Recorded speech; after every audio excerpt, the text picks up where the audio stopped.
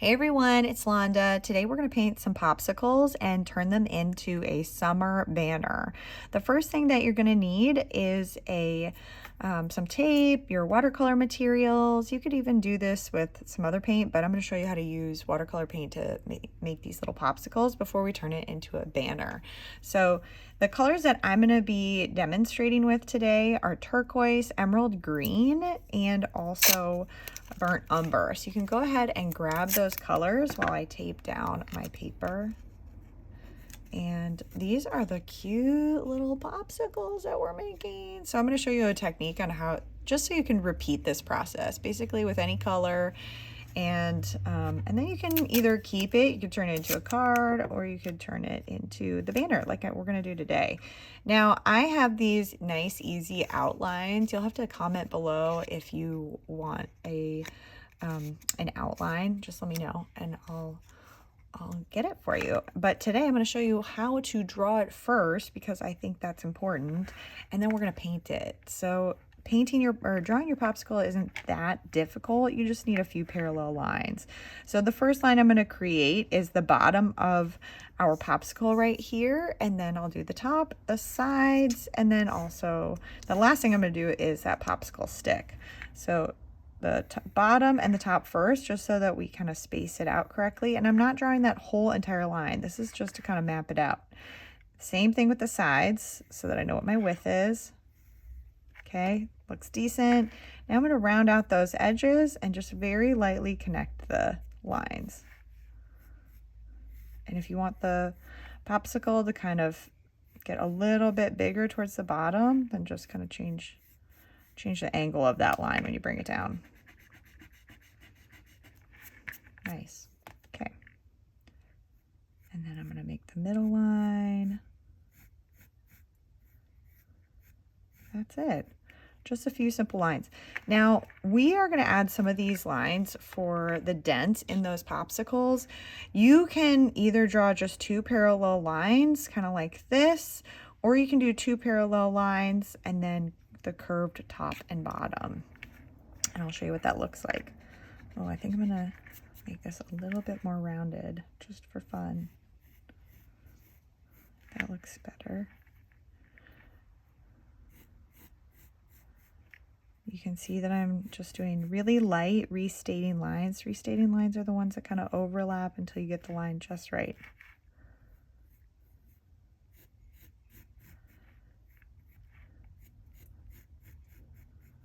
Okay, that looks pretty good.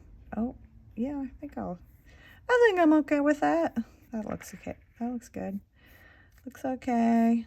Oh, see, I'm saying it looks okay, and then I'm just gonna keep going. Can't really help myself. Okay. Well, I might have messed that one up. Now, here's the thing. You can cover up all these lines with your paint, or you can use a little bit of kneaded eraser to blot it so you don't have really dark lines, and that's what I'm going to do.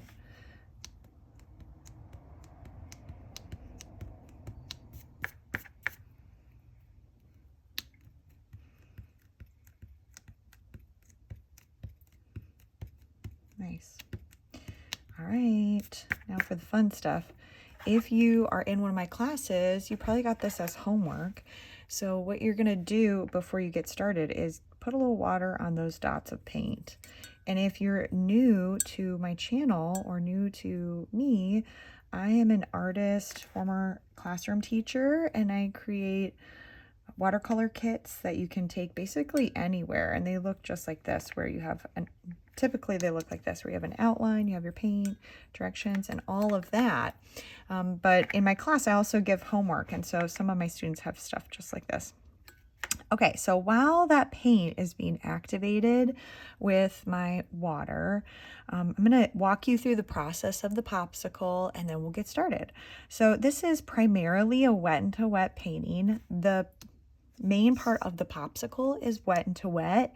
Once it's dry, we add these little shadows here, and then we also will paint the popsicle stick itself. The popsicle stick that's inside, it's pretty simple and straightforward. That's just lightened brown, and then we can add a tiny shadow at the very top right here, right there, just to make it look like it's actually stuck in that frozen popsicle. Okay, so let's get started. The first thing you're going to do is get some clean water and wet the surface of your paper.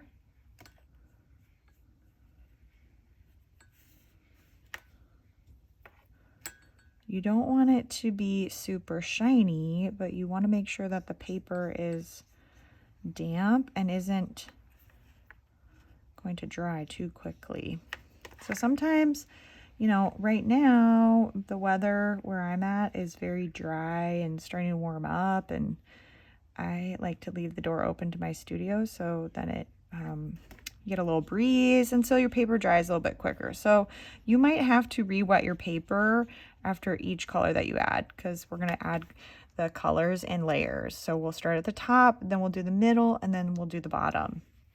Okay, but the first step is wetting that surface. So you might see me re-wetting it, and that's just because I want to make sure that it doesn't dry before I drop in my paint, since we're doing the wet and wet process. After wetting the surface, we're going to use our lightest color at the top, then kind of our mid-tone, and then our darkest color at the bottom. And you're probably noticing, well, you're looking at my colors and going, well, I'm not going to use brown for that middle color or the bottom color. So what I'm going to do is I'm going to mix some of my turquoise with my emerald green, and that's going to create that mid-tone color. Okay, so the first color is emerald green, and I'm going to I'm going to apply that at the very top, almost like an outline. And if you don't see it immediately spreading to the rest of the paper, at least a little bit, see where it's spreading right here? If you don't see that, then you want to make sure that you kind of help it along. So I might drop in a little bit more of that paint, and then just add a little bit of water right here just so it moves. Sometimes it, you know, if your surface dries a little bit too quickly, then you're gonna have to help it spread. Or it depends on the type of paper that you're using too. So I'm using Canson's watercolor paper. This is great. I love using this for practice, or my students, or really honestly anything. Okay. So now that we've dropped in a little bit of that emerald green, we're going to make that mid-tone color, but I'm going to keep an eye on this middle section because I don't want this to dry or this to dry before I add my next color. So I'm noticing that the bottom is already drying a little bit as I'm painting. So I'm just going to re-wet the base. I'm not going to touch the green. I'm going to get pretty close to it, but I'm not going to touch it because I don't want to drag that color anymore. Now I'm going to mix up that middle color, which is just a touch of turquoise with my emerald green. Now you can mix up your color on a palette paper, but I'm just to show you, I'm going to mix this up on a swatch so you can see it. And it should lean more green than blue. That looks okay. Nice. Okay, so now I'm going to paint it in the second third of this popsicle. And remember, you still want it to kind of blend towards the bottom and blend towards the top. You're probably hearing that little clanking that's my bracelet, and then also my Swedish dishcloth that I've clipped. I was trying to weigh it down, but it didn't quite work. Now, what you can do, you can take a look at this. If you need more color at the top or in the middle, make sure that you add it while the surface is wet. Otherwise, you're gonna have a bit of cauliflowering. Now at the base, that's where I'm gonna add my turquoise. This is gonna be the darkest area. I still wanna make sure that that bottom is wet. I don't want it to be super drippy. Otherwise, we're gonna have to wait a really long time for that to dry. Now I'm gonna use just straight turquoise.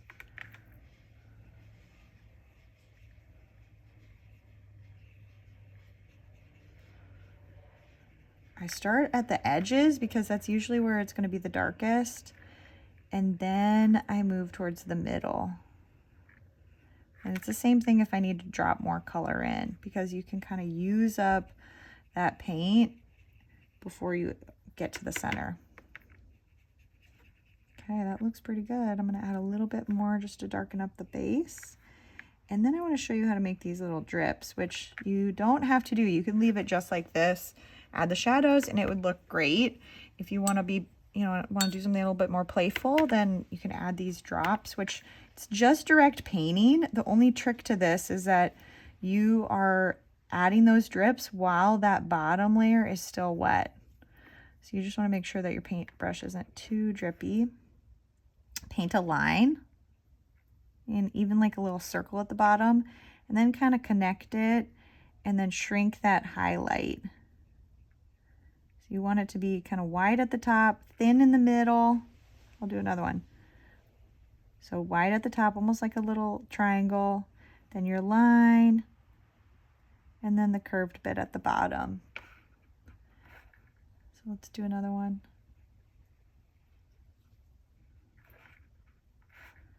So triangle, you can fill that in. Line. A little curved bit at the bottom. And leave a white spot so it looks shiny. Another thing that you can do, you can be a little playful, drop a little green in that. Just makes it look nice.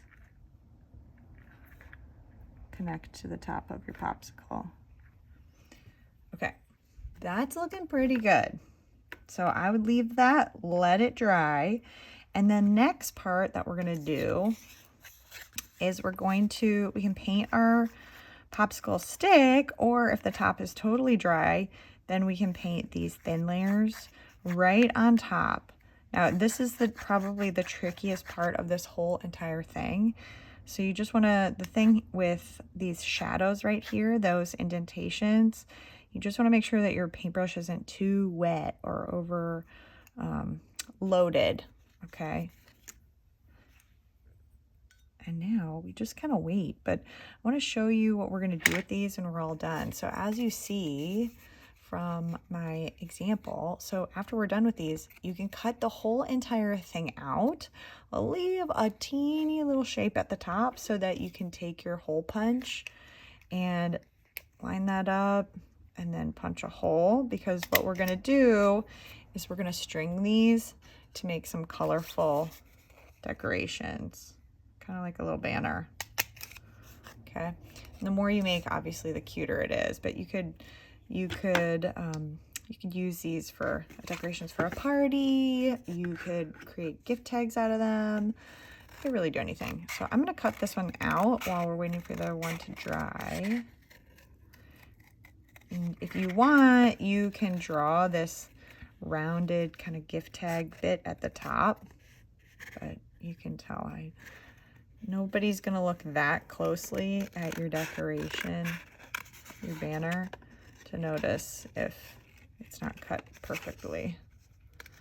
If you want to draw it out and then cut it, you can. Recommend though, when you're using watercolor paper, you see it's pretty stiff, you need some sharp scissors to get around all these little bits.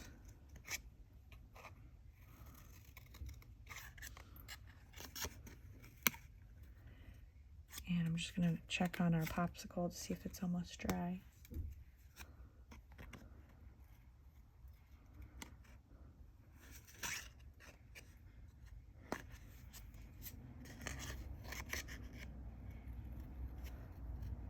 So I like to show everybody how to use all of their images, because I feel like as a creator, I just make all this stuff and then it just sits in a drawer somewhere and you feel like, well, it's too precious to just throw away, but it's not, it's not good enough to frame or something like that. So if you make this kind of thing, then you can turn them into greeting cards or gift tags. I think that's kind of the best thing to do with all of the little creation. So all I'm doing is just picking off these 80 bits, tiny little bits.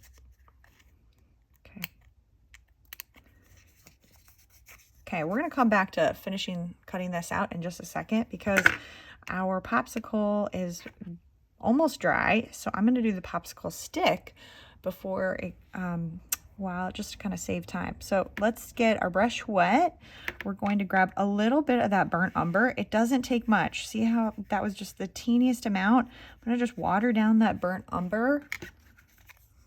You want it to be very light. So I'll probably use these two colors. This one is gonna be my base color and this will be my shadow. So remember, you just don't want a lot of paint because this is supposed to look like a really light wood stick.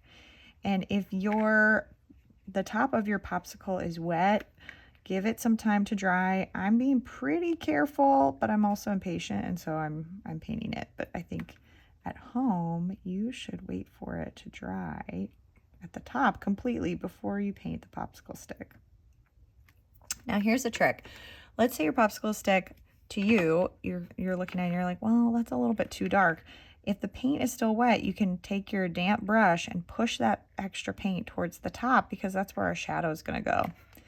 And while this is wet, you can drop in a tiny bit of that darker brown that you mixed up, that more concentrated brown, and drop that in about the top third of your popsicle stick, and then just wiggle it out. If it's not fanning out and looking really soft, then wiggle that out, and then you have this nice little shadow at the top. Okay, I'm gonna just test this.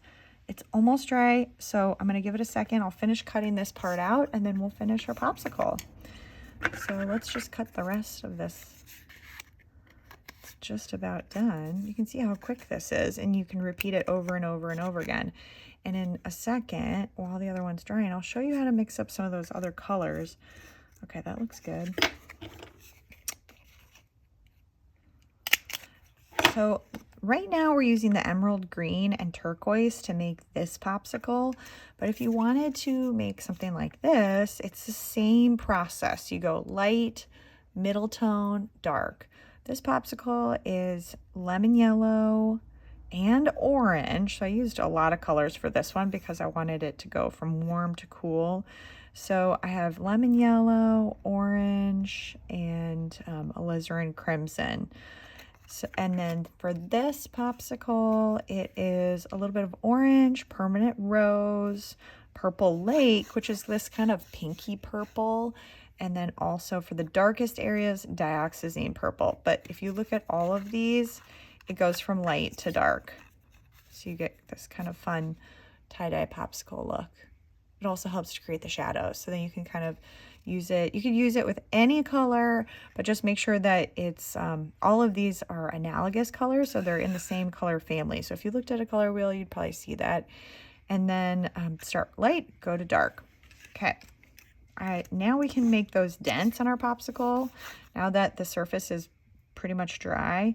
And you want to start really thin. So it looks darker on one side, but I'm going to start with a very thinned out turquoise with a tiny bit of that emerald green so that I can create first layer of a shadow. I have this leftover paint right here. I could just activate that and use that. And what you're going to do is you're going to put the shadow on the left-hand side. So if you look at all these popsicles, so I start right here, almost like an upside down triangle, and I'll show you. It's going to look like that shadow is going to start with a curve, kind of come down, and then you're going to fill this section of that shadow. Okay, I'll show you. Let's make sure we have our paint and always test it. So remember, I'm going to do that curve. And then it gets wider towards the base. Should look kind of like a triangle with a curved top. So curve at the top, bring it down on the side. And right now it's really light, which is totally fine. I actually want to blend that out so that, there. So it looks more like a gradient. Now I can go back with more paint. I can deepen that left-hand side now that I have that nice gradient started. And I can keep adding layers. You don't want it to get too dark too fast because then what you're going to end up doing is picking up the paint underneath. So anytime you use watercolor, you just have to keep that in mind. Okay, now Each darker layer that I add as it dries needs to have more turquoise in it. That's going to be your shadow color.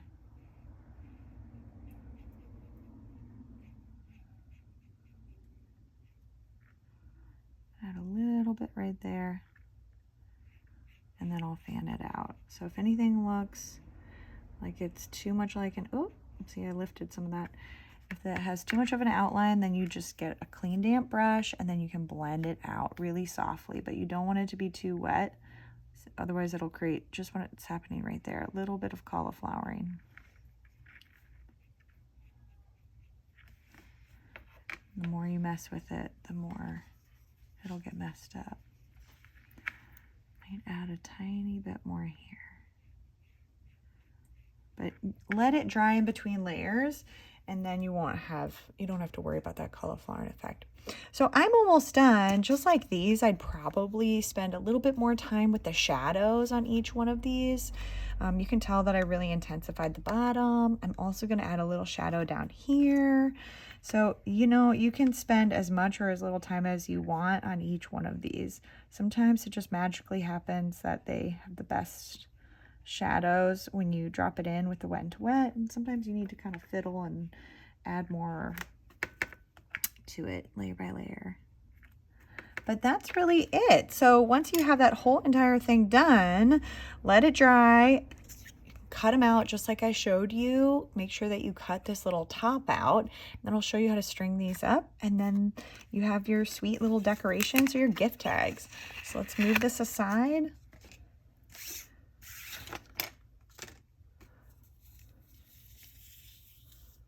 This is going to be so cute. And you can make much larger ones. I think that would look even better.